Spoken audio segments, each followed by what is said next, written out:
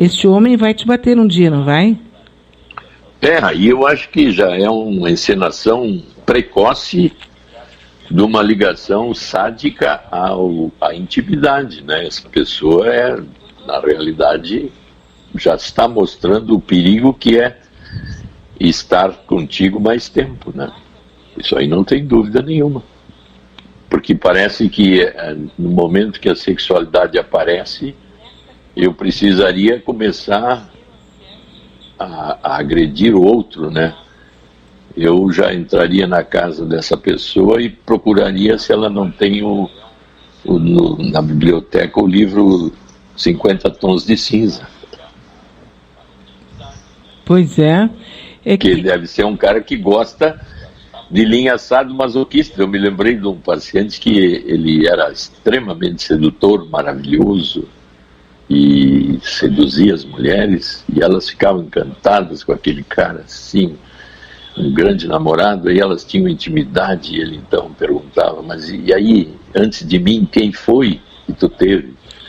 E ela, com tranquilidade, ia contando, né? E ele, é assim, tu fazias isso. Aqui, vagabunda. Depois de um tempo, sua vagabunda sem vergonha, mas tu não sabia que tu ia me conhecer? Mas como que tu fez isso com alguém? Mas, querido, eu não te conhecia. Mas aí é que está. Tu tinha que ter imaginado que um dia tu me conheceria. Tu é uma puta sem vergonha. E aí dava nela. E ficar me esperando, né?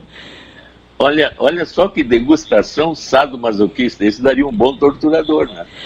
Mas não é uma forma de tortura? Mas essa é uma micro zona de tortura. Eu torturo esta mulher e ela então, apavorada, me larga e eu fico livre para pegar outra. Ninguém vai me perseguir. Eu continuo degustando uma nova torturada. Então, essas zonas micro fechadas é que é difícil. Por isso que a gente vê casamentos com sadismo e masoquismo durarem 20, 30 anos, né?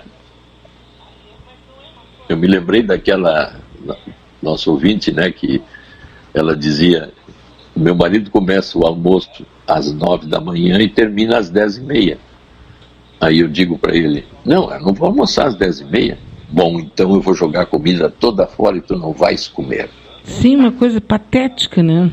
E ela está com ele, provavelmente, há quanto tempo? Mais de 20. Mais de 20. Agora, quantas vezes ela ficou sem almoço? Provavelmente já organizou alguma saída, alguma alternativa secreta. Aí é que está, né? Então, aí as alternativas para manter a estrutura que é deletéria.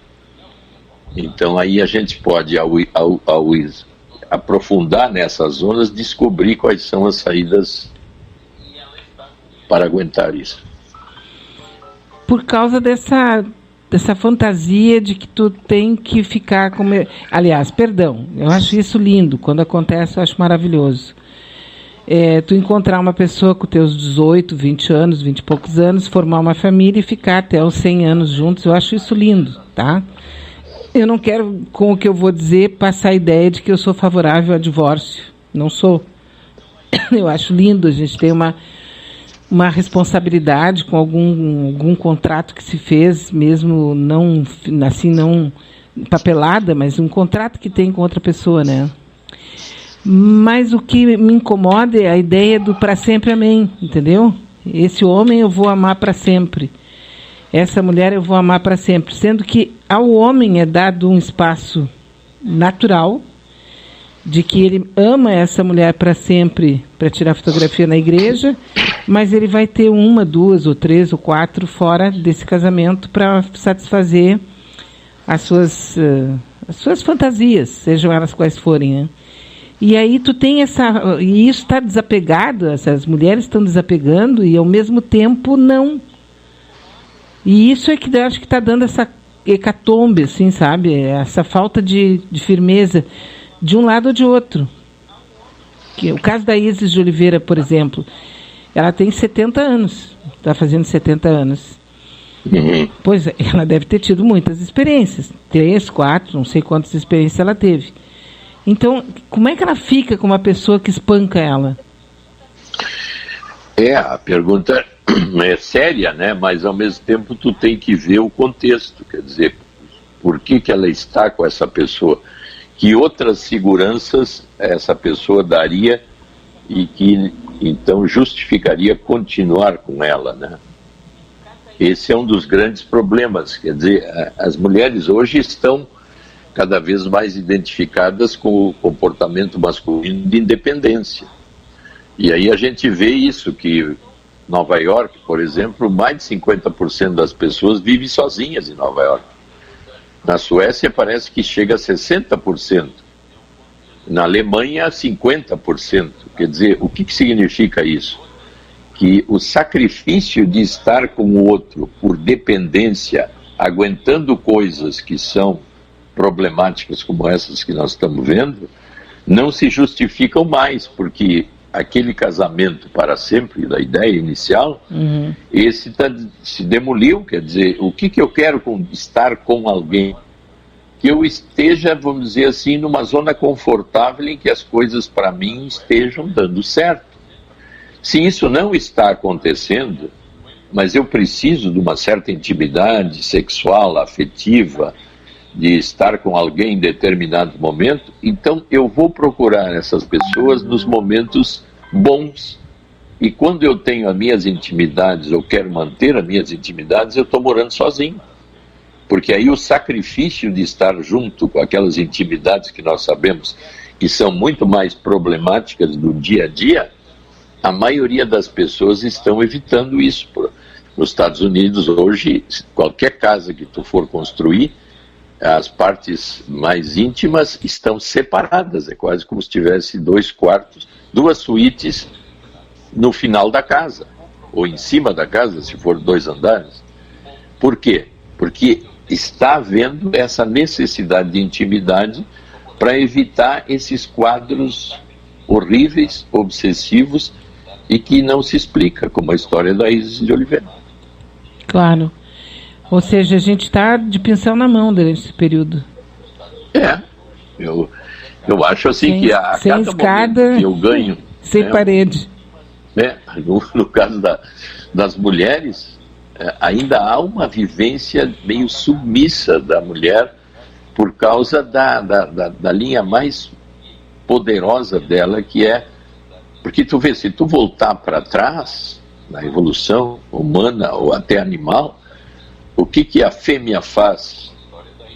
A função dela é manter a espécie viva, portanto, cuidar das crias e ficar protegida de alguma forma numa toca, num lugar onde daqui a pouco quem é que vem para suprir o alimento? O caçador, geralmente o macho, que dá a segurança. Então é uma base arcaica de dependência que em algumas mulheres parece que persiste mais do que deveriam hoje, né? Sim.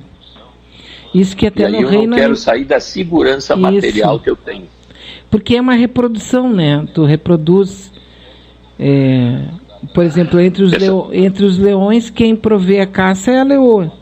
O leão... É a leoa, mas quem é que protege a alcateia? Não protege a alcateia. Oferece para a leoa aquela beleza toda daquela juba. Sim, mas aí vale a pena. Agora tu extrapolou. Querida, com essa juba me resistes ou não? Vai lá e me busca um cervo.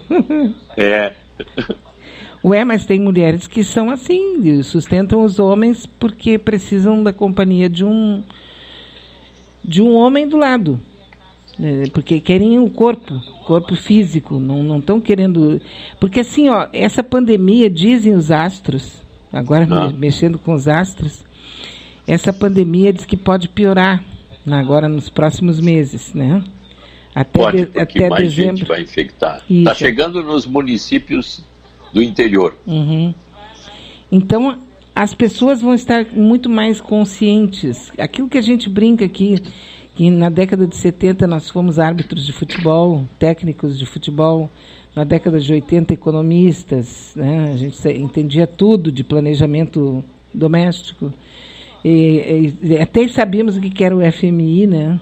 Então, depois perdeu um monte de coisa, depois nós fomos técnicos em direito penal, com o próprio Moro, no 13ª lá em Curitiba, e agora todos nós somos biólogos e entendemos de pandemia. Então esses dias eu vi 2 pessoas conversando e uma delas me perguntou, e tu, o que tu acha, Bia? Eu digo, não acho nada, nem estou procurando. Porque, assim, eram visões bestializadas da situação, como se o vírus tivesse partido político, sabe? Aí eu não tenho o que dizer, eu não tenho mais saúde mental, eu acho que essa é a nossa principal saúde para se preocupar nos próximos meses e anos, é a saúde mental. Quando uma pessoa faz uma live dizendo que milhões de máscaras foram infectadas pelos chineses para matar milhões de ocidentais, e isso é dito em grupos de religiosos, não tenho o que dizer. Acho que daí a gente chegou no fundo do poço, sabe? Sim, é uma teoria da conspiração carregada de verdade, né? Parece assim que eles tiveram uma revelação divina de que as máscaras vieram infectadas e que os chineses são os demônios da garoa. Os demônios da garoa, mas um dos cavaleiros do Apocalipse, né? Sim, o mundo está terminando. É demais da conta, não tenho o que dizer, entendeu? É como se a gente tivesse não apenas o Covid-19 para exterminar, a gente tem o Covid da burrice também, sabe? Da falta de responsabilidade com a vida humana. Porque o Trump chegou a dizer ontem, eu fiz aquela brincadeira de usar detergente e que mais que ele disse, e sol, para se curar do Covid-19. Eu só fiz uma brincadeira. Pô, ele é o presidente de um estado. Eu posso fazer brincadeira, porque eu sou nada perto de um chefe de estado. Agora, um chefe de estado não pode brincar, é uma coisa muito séria. Então, nós temos a burrice e o Covid. Duas pragas para nos livrar, né? Agora, tu falando nisso, eu me lembrei que ontem, mais tarde, eu no CNN vi um filme de uma chinesa, não é filme, é um documentário sobre os chineses nos Estados Unidos.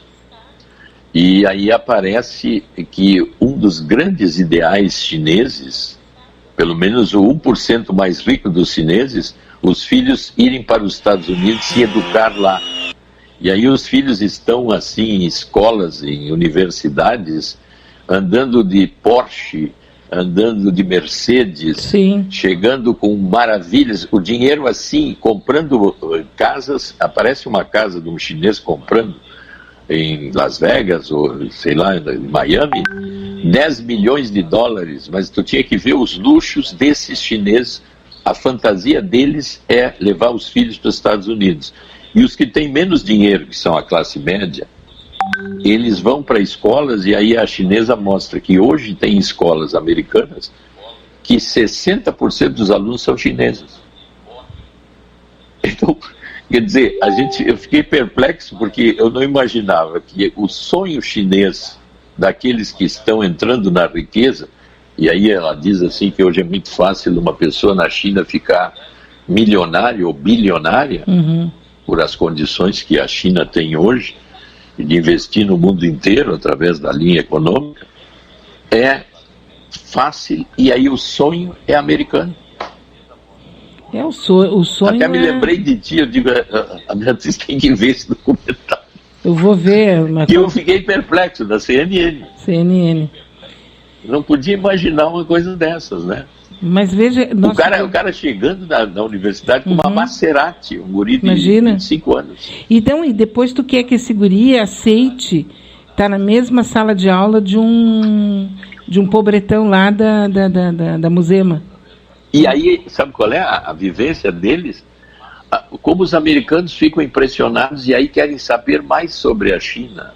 Porque como tu tem esse dinheiro assim fácil, e tu pode ter tudo, pode ir a festas, pode ir lá, pode viajar, e aí ficam os americanos admirando os chineses. Sim, mas é aquela base do ter tudo, né?